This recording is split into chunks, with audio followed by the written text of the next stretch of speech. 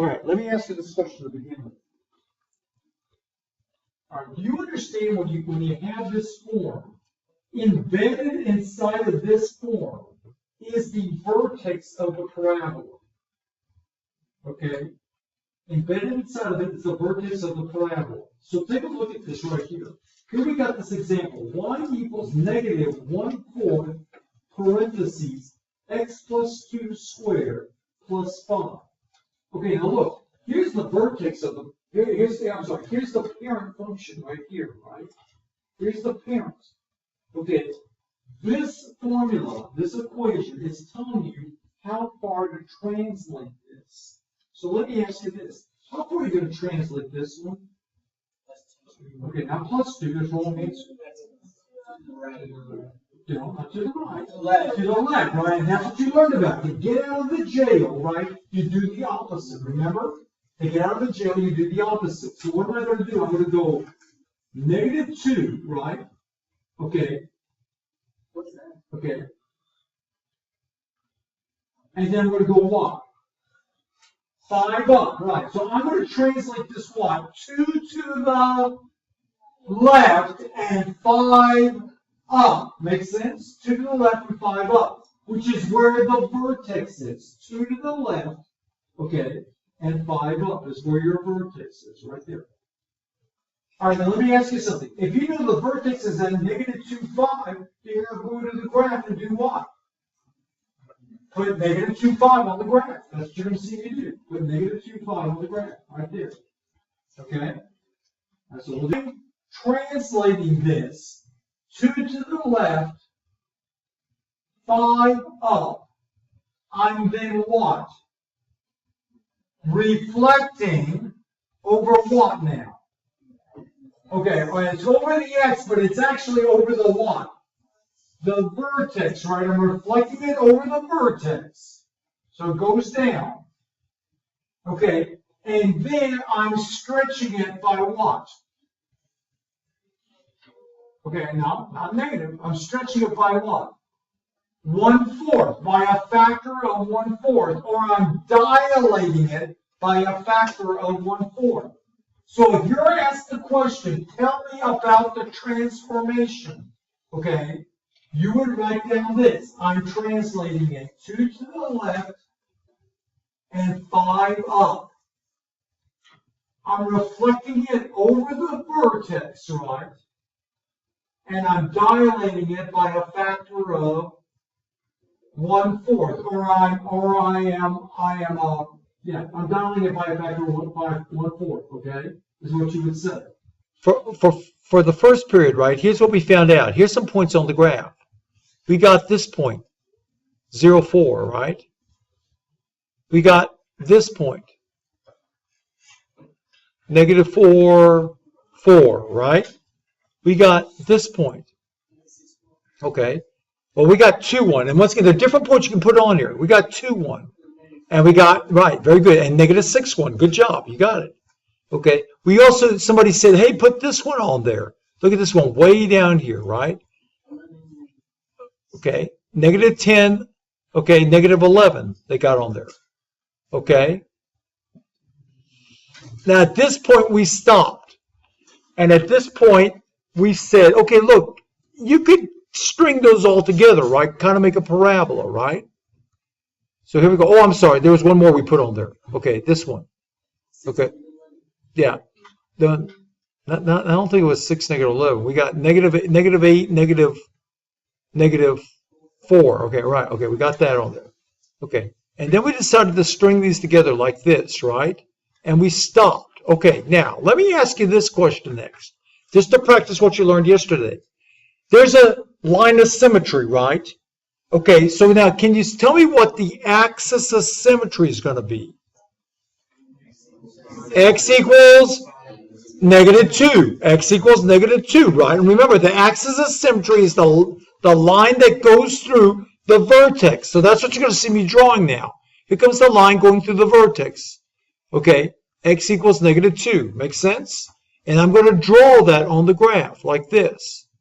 There's that. Okay, so I'll give you a second to do that. That's what we did there in first period. We just reflected this point over the line. Okay, and that's what you're going to see me do. That's reflected over the line right there and right there. Okay? And it turned it, I can connect this up also and complete my graph. Okay? So what you're finding out is this. To graph this, all I need is the vertex and maybe like 2 other points here. Draw the line of symmetry and then just count how far it is to there and the same distance past it. And I can put other points over there and just draw my graph. And I got the whole graph on there. So it doesn't take many points at all to do this. Okay, so has anybody lost now what's happened so far? Okay, hey, look, let me just ask you this while we're at it. What's the domain for this? Negative infinity to positive infinity, curvy, right? And then what's the range? What's the smallest y you got? Negative infinity. What's the biggest y you got? 5, and it's going to be what? Curvy, straighty. You got it. Now you're going to do that on the front part of this homework, okay? So see, cake, it's so simple, okay? I got this. All right, now let's go to the next part. Here comes the next part of this. Look, I now want you to do this. Change this vertex to standard form. Hey, remind me again, what's standard form? What's standard form? ax squared plus bx plus c. Okay, here's what we're going to do. We're going to write that over here. Ax squared plus bx plus c. Okay, now look at this equation right here. What's the first thing you're going to do to make this into that form? What's the first thing you would do? Okay, all right. Distribute the 4? Yes or no? Not yet. Okay, good. That's not what you do. That's not what you do. So don't do that. So because students do that. Oh, distribute the 4. Not yet. What's the first thing you would do? Foiler box, right. Foiler box to what? The x minus 1s, right. So that's what you're going to see happening here. Here's x minus 1 times x minus 1, right? Okay, now go Foiler box that together. Go Foiler box that together. Minus 2x plus 1. You got it. Bingo. X squared minus 2x plus 1 is right. That's what you're going to see. We're putting up there. Okay.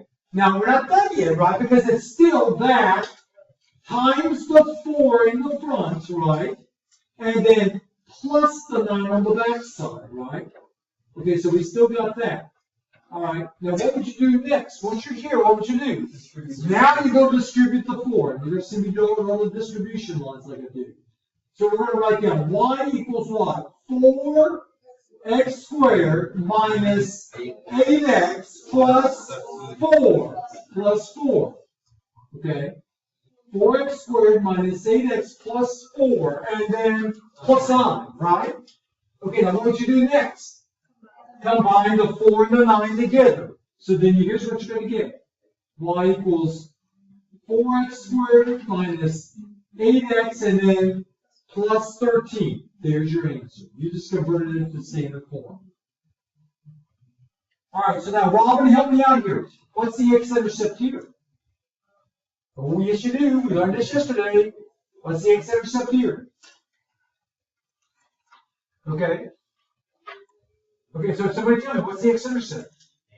Negative 3. Right, it's the opposite. It's negative 3. Okay. Oops, well, I'm going to go here. Here we go. Try it one more time. Okay. So negative 3. It's going to show up. There we go. Negative 3. Okay. What's the x-intercept here? Positive 1. Right. Positive 1 for that. Okay. So guess what? I can go to my graph and now graph what? Negative 3 on the x-axis and positive 1 on the x-axis. That's what you're going to see now. Look. Here's negative 3 and here's positive 1 on the graph. Okay, I'm going to add the x-intercepts together and divide it by 2. All right, so what's negative 3 plus 1 divided by 2? Negative 1. Negative 2 divided by 2, right? Which is negative 1, right? That's what my vertex for the x-coordinate is going to be. Now, how would I find out where the y-coordinate is? What would I do? Plug it in. That's what we did yesterday. The same thing we did yesterday. Take the negative 1 and plug it into the equation. Okay? So here we go. Now we're plugging the negative 1 into this equation like this, right? There you go. Okay, now what's negative 1 plus 3? 2. What's negative 1 minus 1? Negative 2. Okay, now, how much is 2 times 2 times negative 2? Negative 8 is right. You get negative 8. Is that 2 negative ones? Okay, that's 2 negative 1s. It's negative 1 minus 1. All it is, put it right in there, right? Negative 1 minus 1. Okay?